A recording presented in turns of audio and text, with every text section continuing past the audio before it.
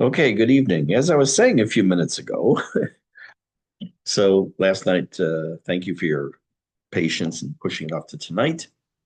Um, I ended up finding almost everything I needed and just had to reconstitute one thing. So Baruch Hashem, we're back in business. But in the meantime, it led me to find something else for tonight's class. So that was also really a bonus, Baruch Hashem. What I want to do is I want to talk about probably, I don't know how long, not going to guess.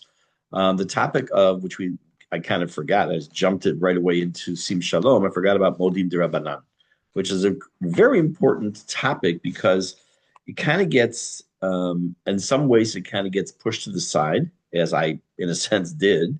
And the other, it also has a prominent role. Many shuls you will find have a poster or a sign or something within the shul of Modim Dirabanan. Depending on the shul, especially in many Sfaradim shul, you'll find that's up there. The Kaddish Al Yisrael is up on the wall. Brich Shemay is up on the wall. Depends on the shul. It tends to be less signage in the average Ashkenazi shul, except if um, you go to the Zareh Chama in Yerushalayim, and the Shtiblach in Yerushalayim, and a couple of places I'm familiar with in New York that there's not a square inch of wall that doesn't have some kind of sign on it. In any case, that's not what this is about. I want to talk about Modim Dorado. First, let's take a look briefly at it. Again, we all know it, but we're going to take a look at it anyways. And share.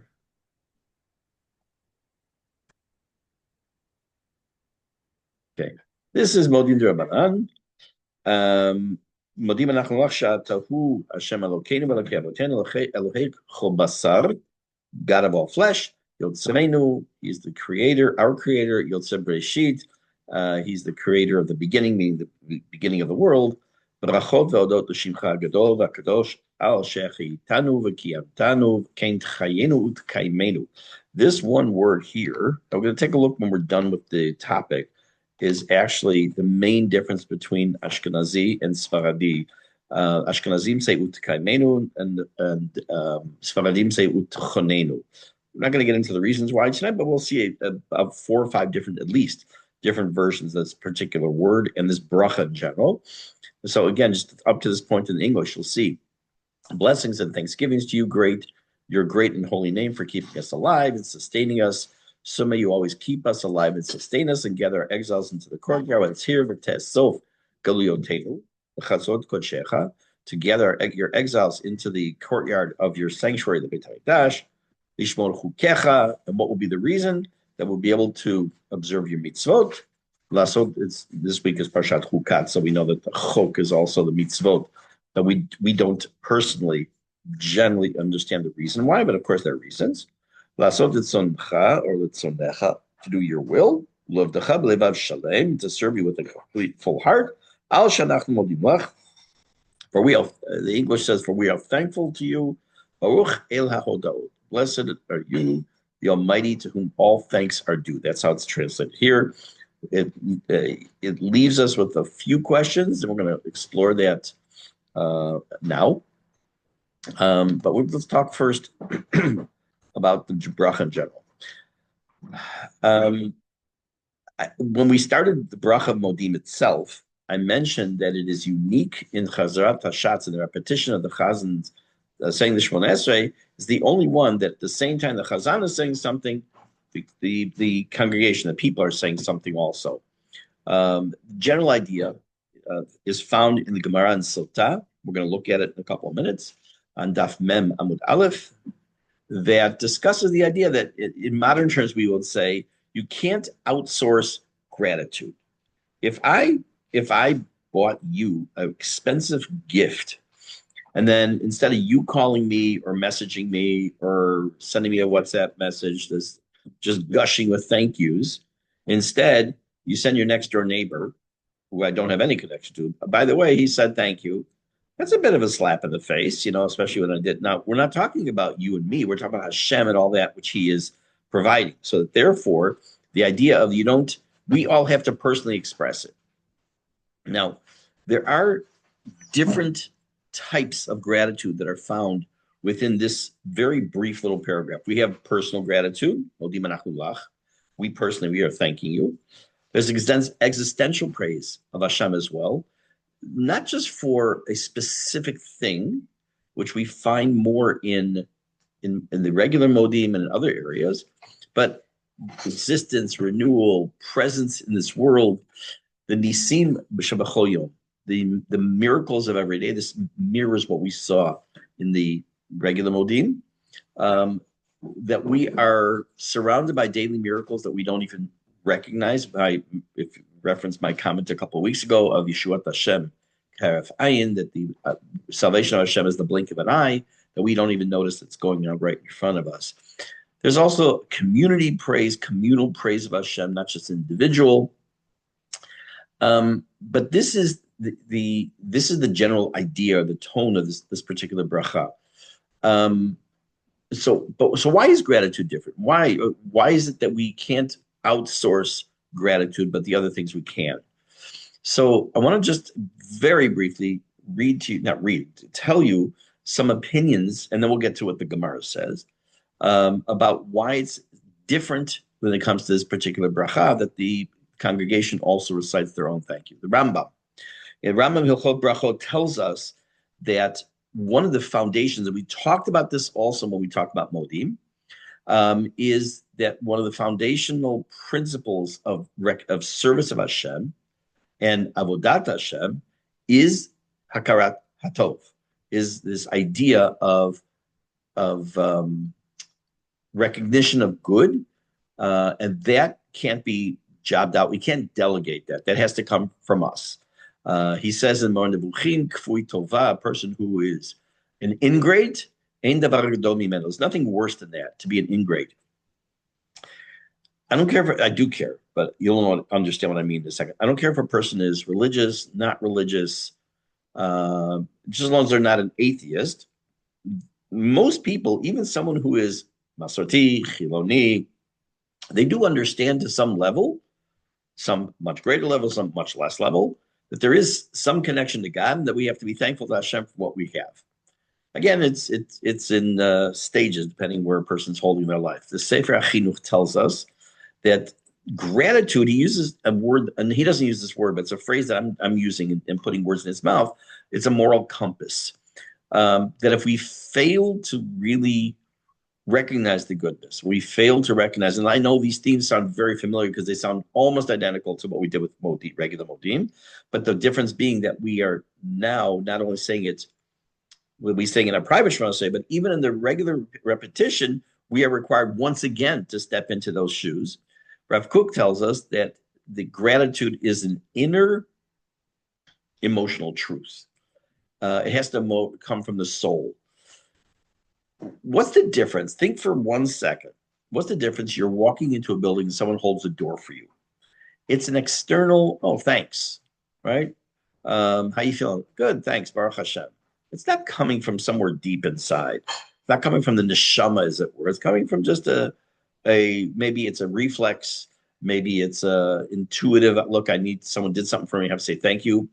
But instead of opening the door for you, what would be if that person held the door, you saw that you were lost, and helps you find your place, and you get to your destination faster because of that person. It's much more than just thanks. Many, many, many years ago, what year was it? It was 1975, I think it was. So I had a Rebbe in the yeshiva I went to who was single, and he was in his 40s, and he got engaged. It was a big, big simcha, but he was getting married in New York. So a number of the guys, he arranged to have a bus. To say it wasn't the nice fancy coach bus, but a bus. Took us for how many hours it took to get to New York from Chicago. And we stayed overnight in Torah Vodas Yeshiva. That's the only time I've ever been in Torah Vodas. And I could still hear the water dripping all night long in our room at a faucet. Anyways, the next day we did whatever we did, and it was time to go up to the wedding. He said you'd get onto the certain train and the subway, and you go to a street, which was Utrecht. That's all I remember. That's what it was. And we're on this train, and we have absolutely there's a bunch of guys from Chicago. We have no idea where we're going. And some older, he's probably in his 40s, but some older gentleman came over to us. He a religious guy. He saw we were like very lost, and it turned out that there's Utrecht and New Utrecht. Don't ask me. I don't know if those of you who know the city will know that we were in the completely wrong area. And he said, "Come on, I'll take you." He got off the train with us, got onto another train. And remember, you're talking a very long time ago. This is a memory that is very strong with me. He got off the train, got on a different train with us, helped us get to the wedding, and then he came in and he went and ate the schmorg, which I thought was great. He deserved it. It was a good story. But it was more, we didn't just say thanks. It was like, this is great. You helped us. We couldn't have done this without you. That comes from inside. That's the neshama speaking. So that's the idea that Rav Kook is trying to get across when it comes to the Modim in general and Modim de Rabbanan. There's one halacha I don't want to forget. I'll talk about a couple halachot about it, but one I don't want to forget because it has actually, I have come across it probably 2 or 3 times in the last 25, 30 years. Chazan's repeating Shemona Esrei, and by accident, instead of saying the Modim, the regular Modim, he says the Modim de Rabbanan, and keeps going. So if you catch him in time, you go back and say Modim. And if he's already finished the bracha, it counts. It also counts as the regular Modim, and he does not have to do any repetition, have to go back, no anything, because again, essentially, they're a similar type of Modim. Okay, so why is it called Modim de Rabbanan? That's there are a couple of questions. One is that, and the other is, how come it ends Baruch Kel Haodot and not Baruch Ata Hashem? There's no Shem Hashem, it's just Baruch Kel Haodot. We'll come to that. So why is it called Modim de Rabbanan? I'm going to give you a few possible answers, and then we'll look at the Gemara, what the Gemara itself says.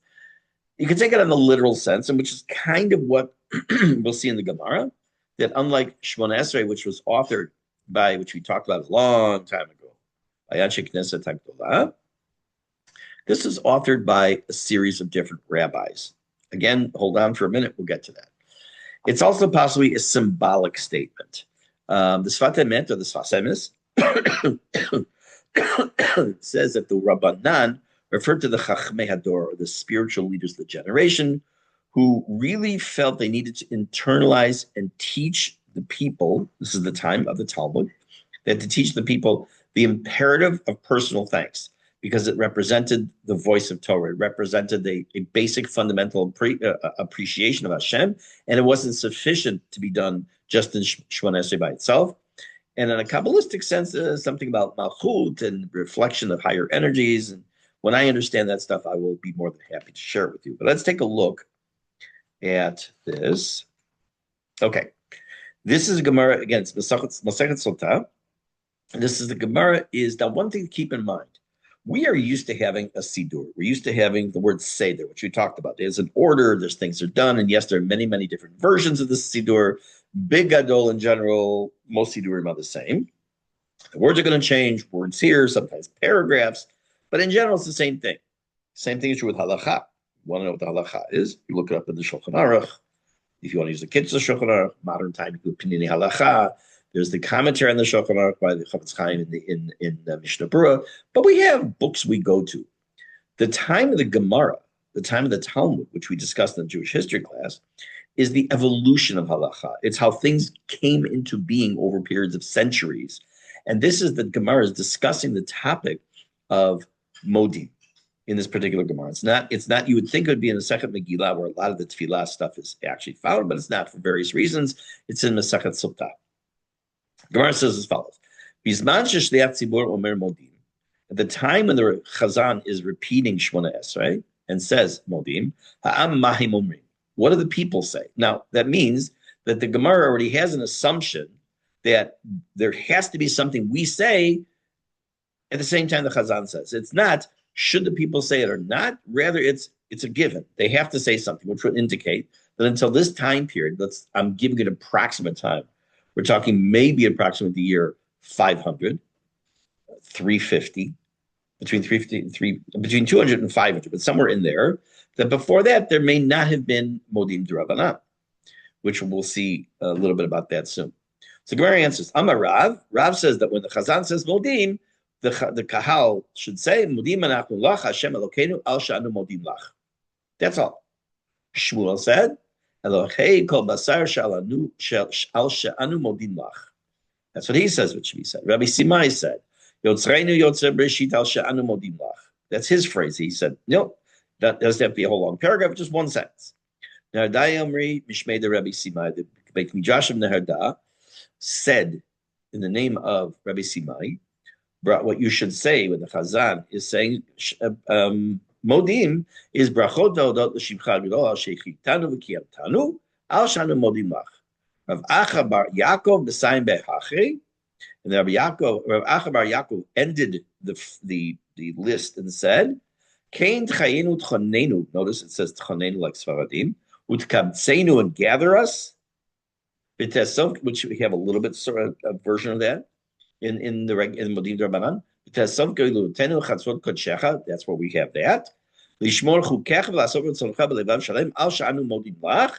Amar Rav Papa hilkach dimreinu lechulhu. Rav Papa said, look, we can never have enough thank yous to Hashem.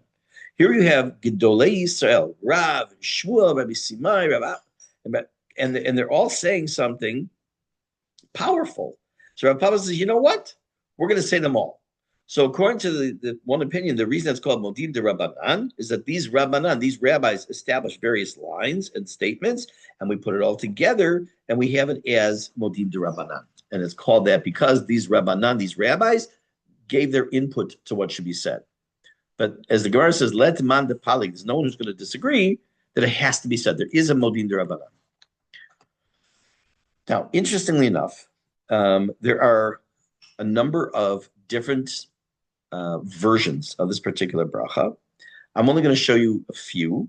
Actually, there's a web page I have. Do I still have it open? Let me see if I have it open still. Yeah, I do. Good. This one is the Sidur I have from the time of the Gaonim. I actually went online today because I had the opportunity to do so. Went to the National Library, and you can see Kitvei Yad, manuscripts of a lot of things that have been scanned. So I was looking for different versions of Modim de Rabbanan in old Sidurim. Some are only in fragments, so there's not a whole Sidur. But there are a number of old Sidurim. Interestingly enough, in many, if not, I can't say all, because only the ones I looked at least 8 or 9, I didn't see a single time where Modim de Rabbanan even appears in the Sidur. And these Sidurim should be obvious, because if you did do the Jewish history class, you would not necessarily know this, but the Sidurim don't come into play until really the time of the Gaonim. The time of the Gaonim is already after the time of the Gemara. So you would think that it would already be in there since the Gemara, and I haven't been able to. I have to find out from somebody who's a lot smarter than me, who will be able to tell me why that is. I don't have an answer, meaning why many Sidurim did not have it in there.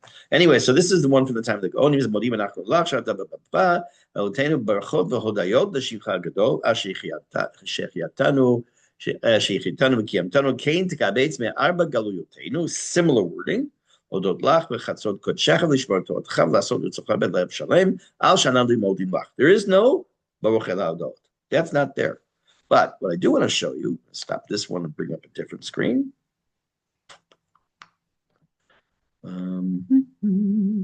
Here. You too can have a screen on Wikipedia and share that. Make it bigger. Move you all over. Okay. These are the different versions that Wikipedia brought. I went looking for them, but why reinvent the wheel? It's already all right here. According to Teimanim, you'll see that it's very similar to what the regular quote-unquote Ashkenazi and Sfaradi one is. This is the Ashkenazi one. The Sfaradim, the Nusach Provence, that's France, has and he has Galuyotenu spelled differently. That's all. Again, very similar. But one thing I want to point out that here it says Baruch El Haodot, and according to the Gra, Yusuf Dol Nagon is Baruch Ata Hashem Kel Haodot. Wait a minute, what's he sticking Hashem's name in there for? We'll come back to that.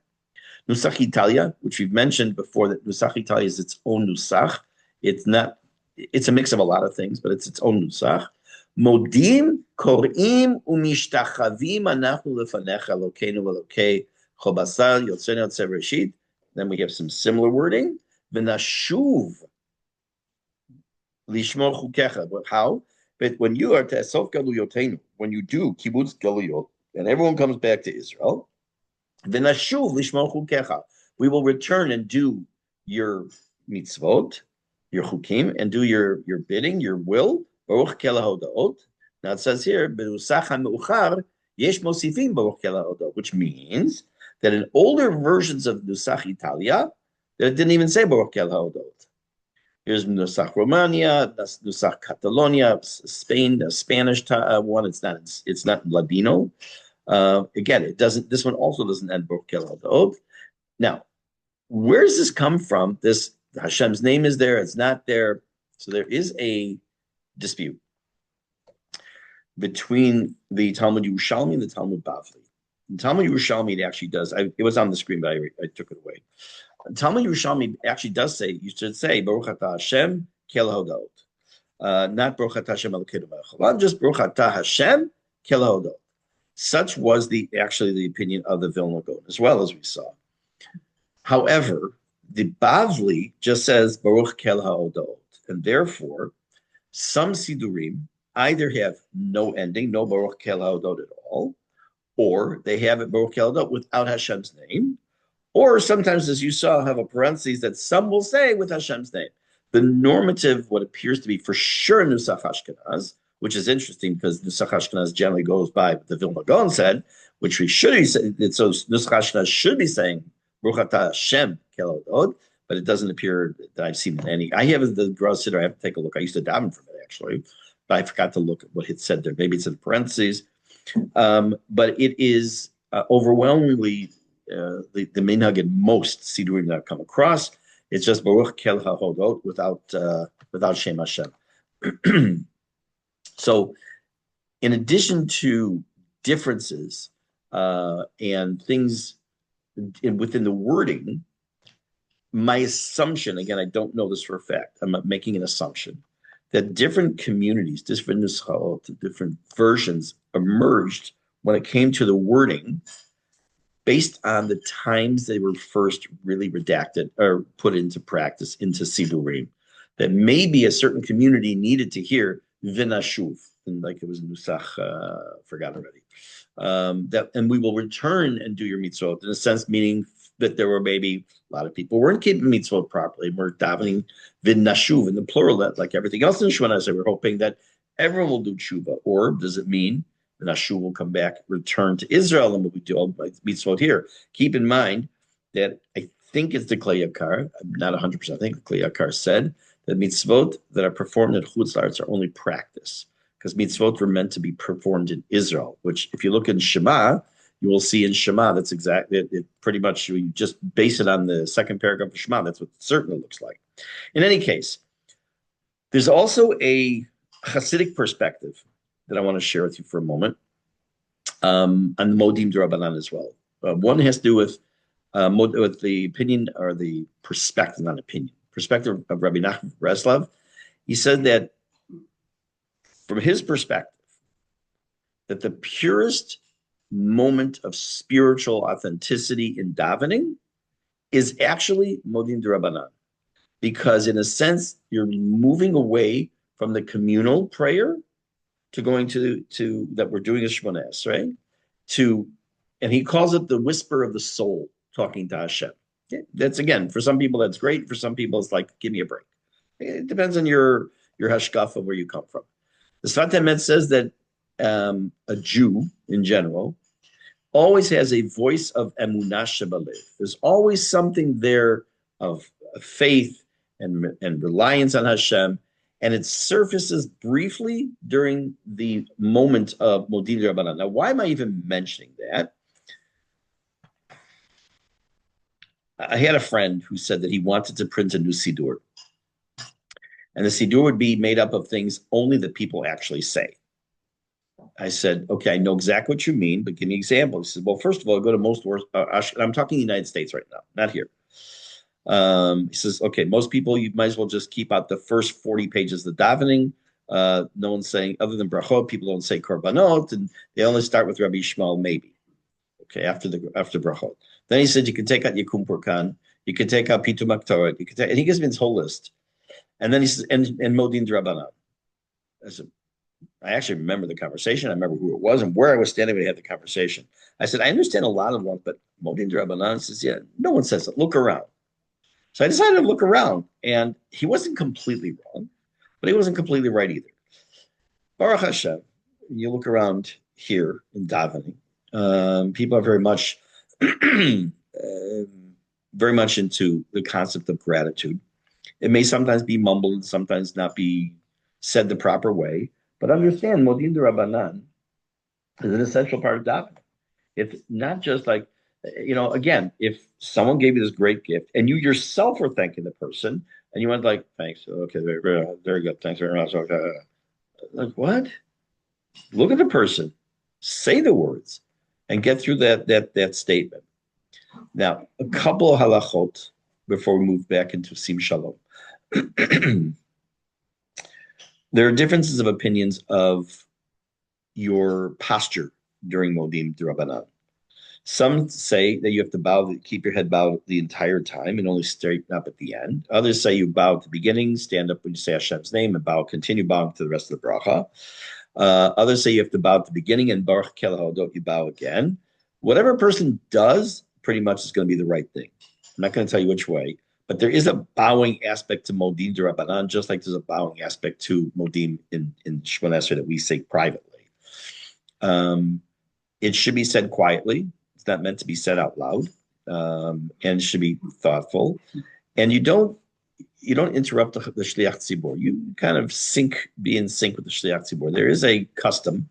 I do know that there's some people in Pnei Shmuel specifically that will do this.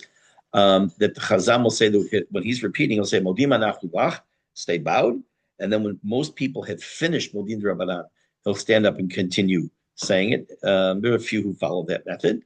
Again, all these are minhagim.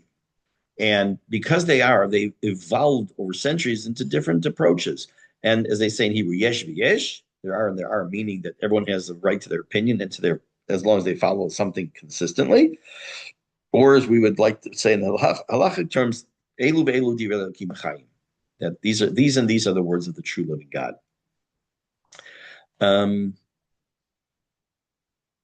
Why is Hashem's name not mentioned? I did ask that before, and I said because of the differences of the Gemaras, but I do want to show you a slide I have. I'm going to take a look at it and see if I decide to share it with you or not. I mean, I'll put it on the screen, but I'm not sure I'm going to go through it. For sure, not going to read the whole thing. Just want to take a quick look. We all on the way. Okay.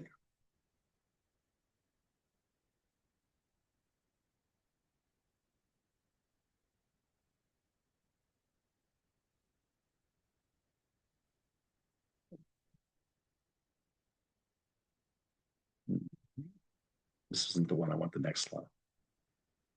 Whoops, I guess not. Okay. I self-edited, so forget about it. Never mind. Okay, that's fine. Tov.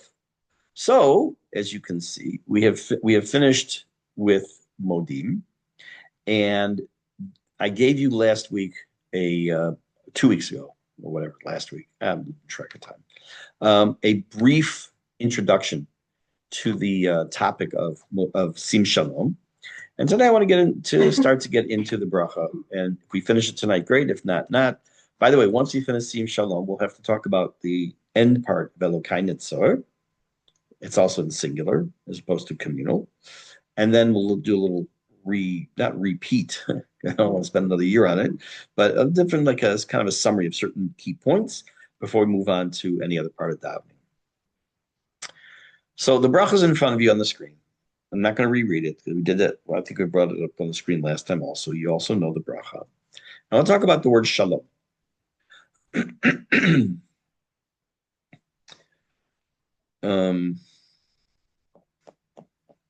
Before we made Aliyah, about 2 years before we made Aliyah, I got up in shul. It happened to have been Parshat Korach, last week's Parsha, and told the community we were going to be making Aliyah. And somebody came to me that Shabbat afternoon with a one-word question, and that was, why? And I understood his question, but I started to drag along. I said, do you mean, why Aliyah Dumim? He said, no, why Aliyah? And I told him, look, I don't want to give you an answer off the top of my head. Let me think about how I want to give you an answer. and then I'll write it up. And I ended up writing it up, and it ended up being published in a bunch of places. And part of it, I'm not going to read it to you now, I don't even have it in front of me. Part of it said, I want to live in a place that. There's a whole long, long list of I want to live in a place that. And the last line said something to the effect of, I want to live in a place where the word shalom is the dream of every citizen and not just the name of a cemetery.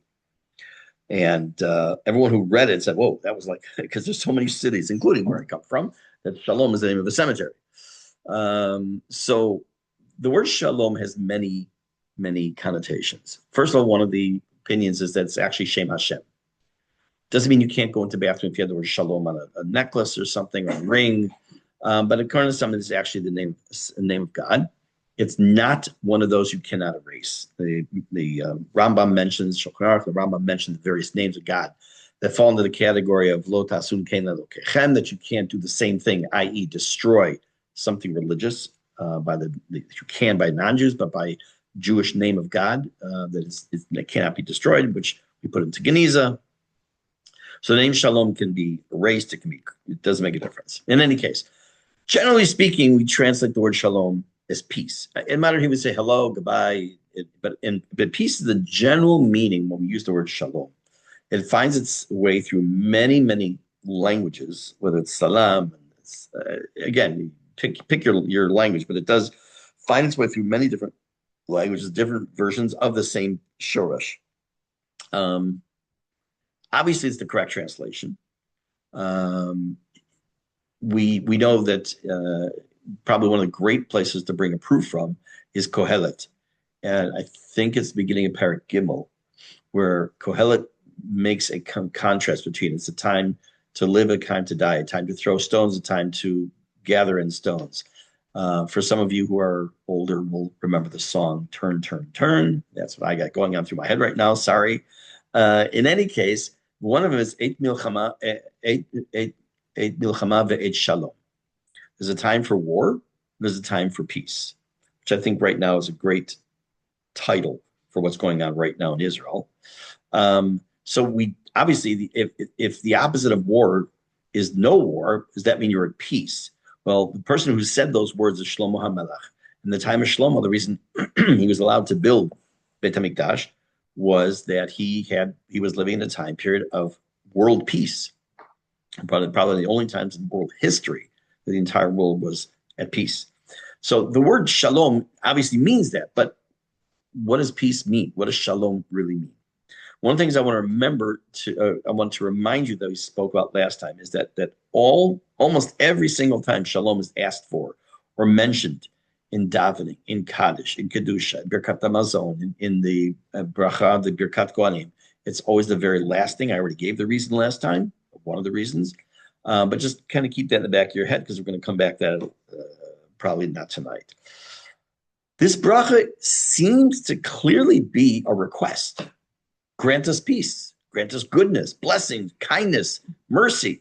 But wait, we know that we've talked about many, many times that the Shemona Esrei is divided basically into three sections. The first three brachot is the Shevach, is the praise of God. The middle 12/13 brachot is the request. The last three are what we've been referring to for the last few weeks as taking leave from God. So if this is a request, it's blessings and kindness and security and mercy and shalom. What's it doing here? The place for that bracha should have been the middle of Shemona Esrei. We're in Hodayah, or as I said, leave taking. So when we look a little bit further at the bracha, we also can see that the other objects of the request, we can see that they're very non-specific items, and they are not really things that we're asking for. Goodness, grace, mercy, kindness. What is it we're really asking for? They're attributes of God when you think about it. We talk about Hashem Hashem Karachum V'Chanun Erech HaPayim Rav Chesed V'Emet. We're mentioning these words in here as well. Not all of them. We're mentioning these words in here. So how does peace fit into this particular puzzle here? So part of this bracha we know is Birkat Kohanim, and we are fortunate enough living in Israel that we hear Birkat Kohanim, if you have Kohanim in the shul, every single day of the year, at least once, sometimes twice, and sometimes three times. Sometimes once you hear it three times, that's on Yom Kippur by day. But it's incorporated into the bracha of Sim Shalom.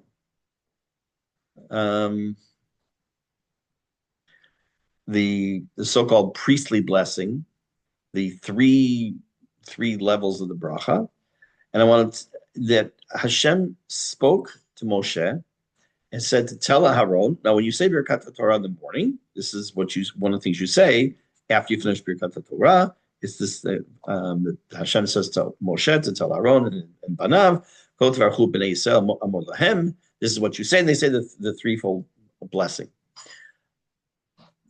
But in that bracha as well, I don't remember if I have a slide for it or not. Let me take a quick look. I do. Right. In this bracha as well, there's also a lack of specifics. A specific object other than peace. Other than peace, there's really nothing specific. We're asking Hashem to bless us, to keep us, shine his countenance on us, be gracious, lift up his countenance to us. I'll explain what that means in a minute in English. But what do these terms really mean?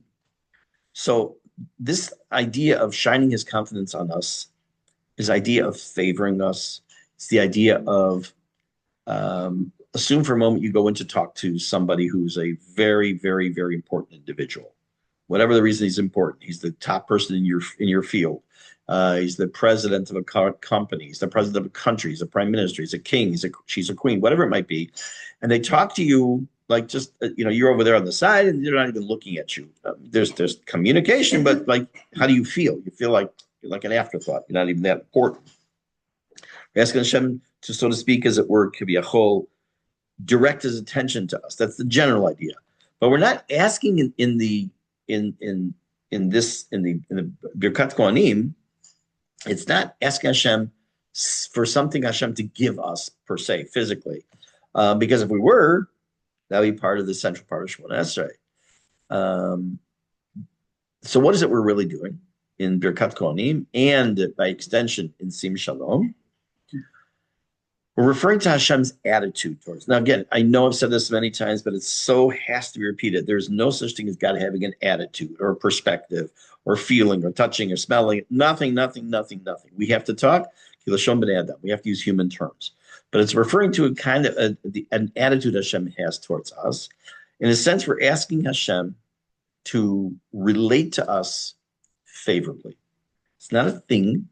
It's not something specific. It's a favorable relationship. We want what we refer to the or panav, the light of his face to shine in us. We're asking for a personal, loving relationship. When a mother and a father look at a newborn, assuming Bezrat Hashem, the baby's healthy and everything is good, look at that moment. Look at the face of that parent. When you go to a wedding, and to me, the most magical moment of a wedding generally is the badekin, when the chatan pulls the veil over the woman's face. Shouldn't say girl, over the woman's face. And as they have, if they do the custom, and it's only a custom to not see each other for a few days. The last time they saw each other, he's in jeans and she's in a jean skirt or jeans and the t-shirts and whatever they're in. And now all of a sudden it's the white dress and maybe a suit or something nice. And they see each other, the magic of those eyes locking. This is what we're talking about. It's that parent looking at that newborn. It's the husband and wife to be looking at each other. This is the idea, this concept. When the chatan is walking towards the kala, is he thinking, I hope she gives me something at that moment? No, I hope it's this moment, that this magical moment, the same thing with the parent and child. Like, I hope this baby will give me something for this. No, it's not it. It's about love. It's about connection. And that's what we're doing here also. We have finished at this point, Shemona Esrei, asking things from Hashem. So now what we're asking for is shalom. In this case, the word shalom means a peaceful relationship. A relationship with Hashem to share his light, to share his goodness, to share his countenance. It's similar to another bracha that we have in regular davening, in the rest of davening, and that's the bracha of Ahava Rabbah or Avat Olam. And that's the bracha that precedes Shema. The difference is the context. Here at this point, we're in the process of taking leave from God. It's the Hodayah section of Shemona Esrei. It's a service of Hashem. Rather than speaking of Hashem's love for us, we speak of him graciously sharing his light and his countenance and having a personal intense experience, dveikut.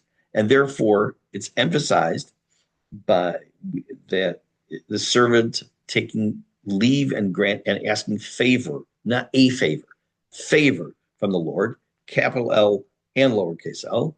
So it's not appropriate to ask Hashem for things to give us at that moment. We're not begging he provide us anything at that moment, but rather just a relationship. So I can't say the word. Similarly, when it comes to the bracha before Shema, we have a similar approach.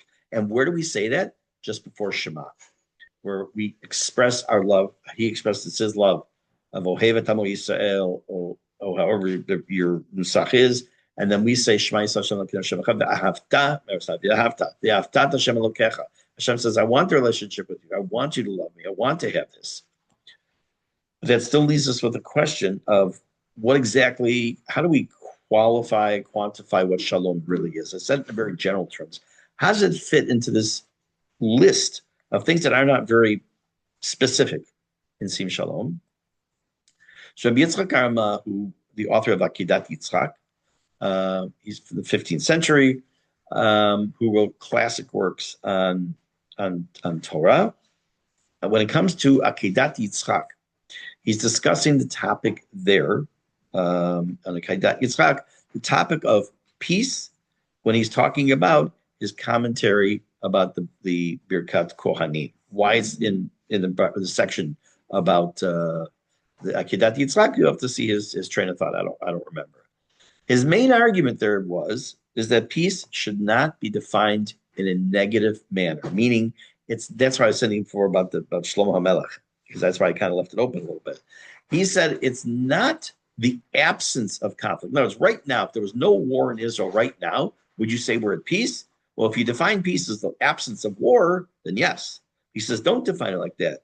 Shalom has to be understood as a positive content that Hashem's name is involved, Hashem's seal is on it, meaning that there is a harmonious working together of different parts, individuals. So if we take it to modern times right now, let's go back to just before October 7th. We were not at war. We had people wanting to kill us. We always have people want to kill us. But we're not particularly at war. We may have been in a state of war, a state of preparedness. So October 6th, October 5th, October 4th, 2024, if you define shalom as the lack of war, we were at shalom. But Rabbi Yitzchak Amar says, no, we weren't at shalom. Yes, Aryeh, we were not at shalom because we had tremendous division among our people, terrible division among our people, which for a period of time was a little bit cleared up, not gone.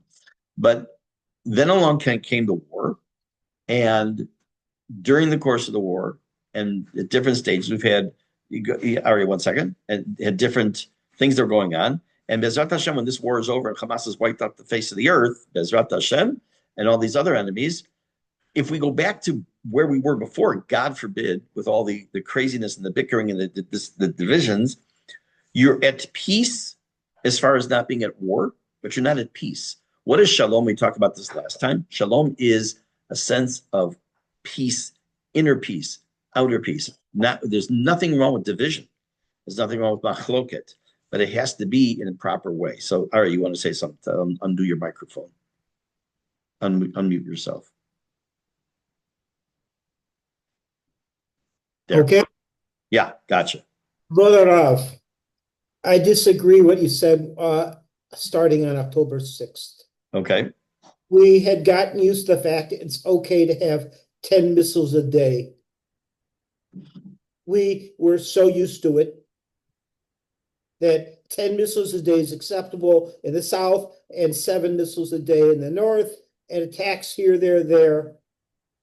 That Kvod Harav. That's why I said we were in a state of war. We weren't at war.